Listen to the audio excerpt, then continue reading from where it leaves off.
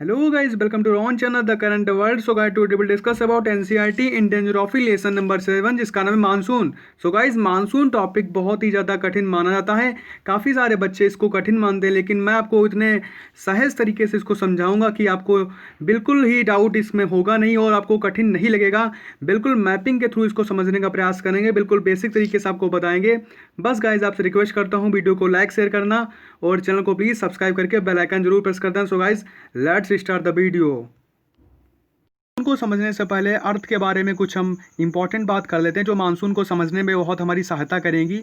सबसे पहली बात, जो हमारी अर्थ है वो 23.5 डिग्री झुकी हुई है. ठीक है, 23.5 डिग्री झुकी हुई है और अर्थ के बीच से बिल्कुल विषुवत वृत्त गुजरता है जिसको 0 डिग्री यानी कि भूमध्य रेखा के नाम से जाना जाता है. ठीक है, यानी कि ये हमारे ग्लोब को समझने के लिए ये लाइन डिवाइड करी गई हैं ताकि हम एग्जैक्ट लोकेशन पता कर सकें किसी देश की. और विषुवत रेखा के ऊपर नॉर्थ साइड में 23.5 डिग्री के अंतराल पर कर्क रेखा है. 23.5 डिग्री के अंतराल पर क्या है? कर्क रेखा है. उसके बाद में नीचे की ओर विषुवत रेखा के साउथ में जो है मकर रेखा है जो 23.5 डिग्री साउथ मानी जाती है. ठीक, इसको बोलते हैं मकर रेखा.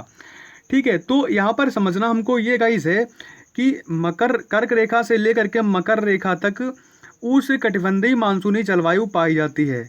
ठीक है, उष्णकटिबंधीय का मतलब गाइस ये होता है कि यहाँ पर सूर्य की रोशनी बिल्कुल लंबवत पड़ती है जिस कारण यहाँ का क्षेत्र जो है उष्ण रहता है, यानी कि गर्म रहता है, कटिबंधित रहता है. ठीक है, यानी कि गर्म रहता है. यहाँ का जलस्तर जो समुद्रों का जलस्तर है वो काफ़ी गर्म रहता है. और कर्क रेखा के ऊपर शीतोष्ण कटिबंध जलवायु पाई जाती है, यानी कि शीतोष्ण का मतलब है शीत ऋतु वाली जलवायु पाई जाती है. और इधर हमारी साउथ शीतोष्ण कटिबंध जलवायु पाई जाती है मकर रेखा के जस्ट थोड़ा सा नीचे. शीत जो शीतोष्ण है वो शीत से बना हो, शीत यानी कि ठंडा, यहाँ पर ठंडी जलवायु पाई जाती है. ठीक है, और यहाँ पर गर्म, जो विषुवत रेखा के ऊपर कर्क रेखा से लेकर के मकर रेखा तक गर्म जो है जलवायु कटिबंध क्षेत्र पाया जाता है क्योंकि यहाँ पर सूर्य की रोशनी बिल्कुल सीधे पड़ती है. यानी कि पूरे साल में सूर्य की ज़्यादातर रोशनी है वो पहले जाएगी विषुवत रेखा से शुरू करेगी, कर्क रेखा पर जाएगी, फिर यहाँ पर मकर रेखा पर आएगी, फिर कर्क रेखा पर जाएगी और मकर रेखा पर आएगी. इसीलिए यहाँ के आसपास का जो समुद्र का जल स्तर है वो बिल्कुल गर्म रहता है और उससे क्या उठती है, उससे गर्म वाष्प उठती है जो वाष्प को अवशोषित करके देशों में बारिश करने का प्रयास करती है. तो गाइज जो हमारा भारत देश है वो कर्क रेखा पर स्थित है, इधर किनारे साइड में कर्क रेखा पर स्थित है और भारत के बीच से बिल्कुल जो है कर्क रेखा गुजरती है. यानी कि भारत के साउथ का जो पोर्शन है वो हमारा उष्णकटिबंधीय क्षेत्र में पड़ जाता है. ठीक है, ये देखिए ये भारत है और जो हमारी ये विषुवत रेखा जो है वो यहाँ से गुजरती है 0 और यहाँ पर पड़ती है कर्क रेखा. कर्क यानी कि 23.5 डिग्री नॉर्थ, 23.5 डिग्री यहाँ पर नॉर्थ पड़ती है तो कर्क रेखा बीच से गुजरती है. ठीक है, तो यहाँ का जो नीचे का हिस्सा है वो शीतोष्ण कटिबंधीय क्षेत्र में आ जाता है, ऊपर का जो है वो नहीं, नीचे का जो है वो उष्णकटिबंधीय क्षेत्र में आ जाता है, ऊपर का जो है वो शीतोष्ण कटिबंधीय क्षेत्र में आ जाता है. तो यही कारण है कि भारत के जो साउथ इंडिया जो है वहाँ पर क्या होता है, वहाँ पर जो है अक्सर ज़्यादा आपको बारिश देखने को मिलती है. ठीक है गाइज, अब आपको समझाने का प्रयास करते हैं. सबसे पहले आप ये जान लीजिए कि भारत की जलवायु उष्णकटिबंधीय मानसूनी जलवायु है. ठीक है, उष्णकटिबंधीय मानसूनी जलवायु है और कर्क रेखा से लेकर के मकर रेखा तक के क्षेत्र को उष्णकटिबंधीय जो है क्षेत्र कहा जाता है. ठीक है, ये आप समझ गए होंगे उम्मीद करते हैं. सो गाइज आगे बढ़ते हैं थोड़ा सा और आपको समझाने का प्रयास करते हैं. गाइज आपको बताना चाहेंगे कि भारत के उत्तर में हिमालय पर्वत स्थित है. ये देखिए हिमालय पर्वत स्थित है. होता क्या है यहाँ पर, जो साइबेरिया है यानी कि जो रूस का पूर्वी रूस जो है, पूर्व रूस जो हमारा देश है उसके पूर्व का जो इलाका उसको बोलते हैं साइबेरिया. साइबेरिया में अक्सर बर्फ़ जमी रहती है, इसलिए जो उसकी जो ठंडी हवाएं आती हैं उनको क्या करता है हिमालय पर्वत रोक लेता है. वो क्या करती हैं, वो आगे आ नहीं पाती हैं, वो हिमालय को क्रॉस कर नहीं पाती हैं, जिससे क्या होता है हिमालय इन जो ये जो हवाएं ठंडी होती हैं इनसे हमारी रक्षा भी करता है. ठीक है, यानी कि अगर ये यहाँ पे आ जाएं तो पूरे भारत में कर दें ठंडक तो बारिश यहाँ पर कम प्राप्त होगी, यहाँ पर शीतोष्ण जलवायु बहुत ज़्यादा प्राप्त हमको होगी. ठीक है, तो यहाँ पर जो है भारत के हिमालय को क्या कहते हैं, वास्तविक कहीं ना कहीं एक जलवायु विभाजक की भूमिका के रूप में माना जाता है हिमालय को, ठीक है, क्योंकि इसी के कारण यहाँ पर ठंडक नहीं हो पाती, क्योंकि साइबेरिया की ठंडी हवाएं भारत में एंट्री नहीं कर पाती हैं, ठीक है। तो गाइस हिमालय एक जलवायु विभाजक की भूमिका निभाता है, अर्थात हिमालय के उत्तर में शीतोष्ण जलवायु पाई जाती है और हिमालय के दक्षिण में उष्णकटिबंधीय जलवायु पाई जाती है। इसी कारण भारत में कर्क रेखा जलवायु विभाजक की भूमिका नहीं निभा पाती, यानी कि जो कर्क रेखा गुजर रही है बीच में यहाँ पर गुजरात से लेकर के यहाँ तक बे ऑफ बंगाल के होते हुए यहाँ पर जो कर्क रेखा गुजर रही है, ये मौसम के विभाजिका के रूप में जो है नहीं निभा पाती, कि जलवायु विभाजक के रूप में काम नहीं कर पाती। यहाँ पर हिमालय मेन रोल अदा करता है, ठीक है। हिमालय क्या करता है, साइबेरिया की ठंडी हवाओं को रोक लेता है। इस कारण भारत में कर्क रेखा जलवायु विभाजक की भूमिका नहीं निभा पाती है, ठीक है। तो गाइस यहाँ पर कर्क रेखा व मकर रेखा के बीच में उष्णकटिबंधीय जलवायु होने के कारण सागरी जल अत्यधिक गर्म हो जाता है। इस सागर से गर्म हवाएं वाष्प को ऊपर लाकर इसी क्षेत्र में बारिश कर देती हैं। देखिए ये जैसे यहाँ पर अरब सागर है, ठीक है, और भारत के नीचे हिंद महासागर है। ये जब इस पर सूर्य की रोशनी लगातार पड़ती रहती है, गर्म वाष्प निकलती है, वो भारत में आकर के बारिश करने लगती है, ठीक है। तो उम्मीद करते हैं आप समझ रहे होंगे। गाइस हिमालय हिंद महासागर से आने वाली आर्द्रता युक्त हवाओं को भी रोक लेता है। जो यहाँ पर क्या होता है कि जो हिंद महासागर से जब यहाँ पर सूर्य की रोशनी पड़ती है, ठीक है, तो यहाँ पर जो हवाएं जाती हैं वो उनको क्या करता है, उधर पास आउट नहीं होने देता, हिमालय के आगे नहीं निकलने देता है, ठीक है।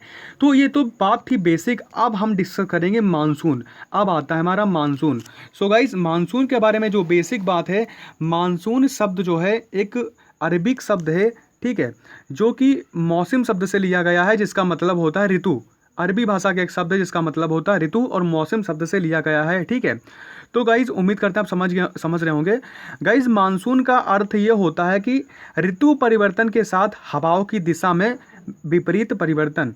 वो जो मानसून का अर्थ होता है रियलिटी में, वो ये होता है कि ऋतु परिवर्तन के साथ हवाओं की दिशा में भी विपरीत परिवर्तन करने का प्रयास करता है मानसून, ठीक है। तो ये मानसून का हो गया मतलब। तो लेकिन वास्तव में मानसून एक अर्धध्यायी पवनें होती हैं। ये कहीं ना कहीं हवाएं होती हैं जो ऋतुओं के अनुसार अपनी दिशा में परिवर्तन करती हैं। जिन क्षेत्रों में मानसूनी पवनें प्रभावी होती हैं वहाँ पर मानसून जलवायु पाई जाती है। यह मानसून जलवायु क्या करती है, उष्णकटिबंधीय क्षेत्रों में पाई जाती है। उष्णकटिबंधीय आपको बताया, कर्क रेखा से लेकर के मकर रेखा के क्षेत्र को उष्णकटिबंधीय क्षेत्र बोलते हैं, जहाँ पर बारिश अक्सर होती है, ठीक है। तो इसी प्रकार की जलवायु वाले प्रदेशों में 80% वर्षा ग्रीष्म ऋतु के 2-3 महीनों में प्राप्त होती है, ठीक है। तो ये तो हमने बात कर ली। और इन्हीं क्षेत्रों में क्या होता है, उष्णकटिबंधीय पतझड़ वनस्पतियां भी पाई जाती हैं। इसे मानसून वन भी कहते हैं। यह जलवायु मुख्यतः दक्षिण एशिया, दक्षिण पूर्व एशिया तथा उत्तरी ऑस्ट्रेलिया में भी पाई जाती है, ठीक है।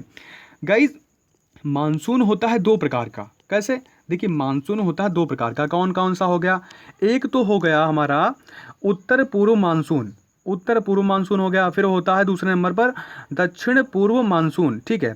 अब आप दिशाओं को समझ लीजिए। इधर है ईस्ट, इधर है वेस्ट यानी कि पूर्व पश्चिम, और इधर है नॉर्थ यानी कि उत्तर, और इधर पड़ता है हमारा दक्षिण, ठीक है। ईस्ट और वेस्ट, नॉर्थ, साउथ, तो ये दिशाएं हैं, ठीक है। अब क्या होता है यहाँ पर, अब देख लीजिए आप, उत्तर पूर्व मानसून। उत्तर पूर्व का मतलब है उत्तर और पूर्व का ये मानसून। जो हवाएं उत्तर पूर्व की तरफ से आती हैं वो उत्तर पूर्व मानसून कहलाता है, ठीक है। यहाँ पर क्या होता है, कुछ जो हवाएं होती हैं वो क्या करती हैं, वो इधर से चलती हैं और पूर्व भारत जो है, जो पूर्वांचल है, उधर से होते हुए यहाँ पर बंगाल की खाड़ी होते हुए सीधा यहाँ पर आती हैं, तमिलनाडु के तट से टकरा जाती हैं, ठीक है। तमिलनाडु के तट से टकराने के बाद में जो तमिलनाडु का जो तट है जिसको बोलते हैं कोरोमंडल तट, वहाँ पर ये भारी भरकम वर्षा कर देती हैं। तो अगर आपसे पूछा जाए कि ऐसी कौन सी स्थलीय हवाएं हैं जो बे ऑफ बंगाल से चल करके भारत के किन हिस्सों पर बारिश कर देती हैं, तो तमिलनाडु के कोरोमंडल पर ये हवाएं सिर्फ बारिश कर देती हैं, जिनको बोलते हैं उत्तर पूर्वी मानसून हवाएं। तो ये एक प्रकार की हवाएं हैं जो भारत के तमिलनाडु के कोरोमंडल पर आकर के टकरा जाती हैं, जो हवाएं कर देती हैं, ठीक है। और ये इस प्रकार से आती हैं, ठीक, इस प्रकार से आएंगी और यहाँ पर बे ऑफ बंगाल देखिए यहाँ पर आती हैं, तो यहाँ पर इनको पानी तो बीच में मिला नहीं, तो बारिश कहाँ से करेंगी। लेकिन जो इधर पूर्वांचल से निकलती है, इनको बीच में बंगाल की खाड़ी यानी कि इधर सागर मिल जाता है, जिनसे वो बाष्प के रूप में पानी लेकर के तमिलनाडु के कोरोमंडल तट पर वर्षा अत्यधिक वर्षा कर देती हैं। ठीक है, तो अगर आपसे क्वेश्चन पूछा जाए कि उत्तर पूर्व मानसूनी जो हवाएं होती है वो किस भारत के किस भाग पर वर्षा कर देती हैं, तो आप बता देना तमिलनाडु के कोरोमंडल तट पर भारी भरकम वर्षा कर देती हैं। ठीक है, अब हमारी जो दूसरा जो हमारा मानसून है वो है दक्षिण पूर्व मानसून। ठीक है, दक्षिण पूर्व मानसून का मतलब ये होता है, देखिए दिशाओं को फिर से हम लिख लेते हैं, समझने का प्रयास करेंगे। ये ईस्ट है, ये है वेस्ट, और ये नॉर्थ, ये है साउथ। तो यहाँ पर दक्षिण पूर्व मानसून, दक्षिण कहाँ है, दक्षिण पूरब पश्चिम उत्तर दक्षिण, तो दक्षिण पूर्व ये वाली जो दक्षिण, यहाँ पर दक्षिण पश्चिम, दक्षिण और पश्चिम यानी कि जो इधर का क्षेत्र है इंडियन ओशन यानी कि जो अरब सागर का क्षेत्र है, इधर की जो हवाएं होती हैं वो दक्षिण पूर्व मानसून कहलाती हैं। यानी कि दक्षिण यानी कि जो है पूरब ईस्ट वेस्ट, ठीक है, पूरब पश्चिम और उत्तर दक्षिण। तो यहाँ पर जो दक्षिण पश्चिम की जो हवाएं हैं वो ग्रीष्म ऋतु में चलती हैं। देखिए जो हमने अभी डिस्कस करी, जिनके बारे में हमने आपको बताया, जिनको हमने कहा कि ये उत्तर पूर्वी मानसून है, वो ठंडक में हवाएं चलती हैं, यानी कि साइबेरिया के स्थलीय भाग से वो चलती हैं, वो इधर काटते हुए इधर आती हैं, बंगाल की खाड़ी से आने के बाद में जल इकट्ठा करके तमिलनाडु के कोरोमंडल तट पर वर्षा कर देती हैं, तो उनको बोलते हैं उत्तर पूर्वी मानसून। उसके बाद में दक्षिण पश्चिम मानसून। दक्षिण पश्चिम का मतलब है इंडियन ओशियन, यानी कि यहाँ पर जो अरब सागर है वहाँ पर ही दक्षिण पश्चिम मानसून पाया जाता है।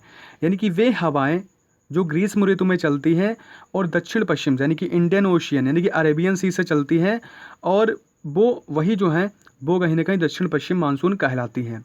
ये जो हवाएं हैं पूर्ण तरीके से हिंद महासागर और अरब सागर से चलती हैं। उसके बाद में ये क्या करती हैं, भारत के लगभग 90% भागों पर ये वर्षा कर देती हैं, क्योंकि ग्रीष्म ऋतु में उठती हैं, और ग्रीष्म ऋतु का मतलब होता है गर्मी का समय, और सूर्य की जो रोशनी होती वो कर देती है, सूर्य की रोशनी पड़ती है इन सागरों पर, जिससे यहाँ पर क्या होता है वो बाष्प के रूप में एकत्रित होकर के यहाँ पर वर्षा कर देती है। तो ये जो दक्षिण पश्चिम मानसून है ये क्या होता है, यहाँ पर जो हमारा पश्चिमी तट है उससे टकराती हैं, और 90% भारत के भागों पर ये क्या कर देती हैं, वर्षा कर देती हैं। ठीक है गाइज, आप ये भी समझ लीजिए कि भारत में वर्षा जो है 2 ऋतुओं के कारण होती है। ठीक है, 2 ऋतुएं पाई जाती हैं भारत के अंदर जिनके कारण अक्सर वर्षा होती है। तो जो पहली हमारी ऋतु है उसको बोलते हैं ग्रीष्म ऋतु में जो वर्षा होती है उसको ग्रीष्म ऋतु में बोलते हैं, और शीत ऋतु में। ग्रीष्म ऋतु में वर्षा जो हमारी होती है उसको कहीं ना कहीं ग्रीष्म ऋतु में होती है उसको दक्षिण पश्चिम मानसून बोलते हैं, और जो ठंडक में होता है उसको बोलते हैं कहीं ना कहीं उसको बोलते हैं उत्तर पूर्व मानसून। ठीक है, उत्तर पश्चिम मानसून बोलते हैं। ठीक है उसको। तो यहाँ पर होता क्या है कि जो ग्रीष्म ऋतु में वर्षा होती है वो 1 जून से लेकर के 15 सितंबर तक होती है, और जो शीत ऋतु में बारिश होती है वो कहीं ना कहीं पूरी तरीके से 20 दिसंबर से लेकर के मार्च तक होती है। ठीक है, तो ये मार्च तक होती है। ठीक है, अब गाइस हम बात कर लेते हैं, कुछ ऐसी भी ऋतु होती हैं जो जिनमें 2 तरह की हवाएं पाई जाती हैं। ठीक है, तो गाइस उम्मीद करते हैं आप समझ गए होंगे। ठीक है, और अगर ये तो बेसिक बात हमने कर ली, कल हम पूरी डीपली चर्चा करेंगे इसके बारे में। अगर गाइस आपको वीडियो अच्छा लगा हो तो लाइक सब्सक्राइब कमेंट और शेयर जरूर करना। सो गाइस जय हिंद।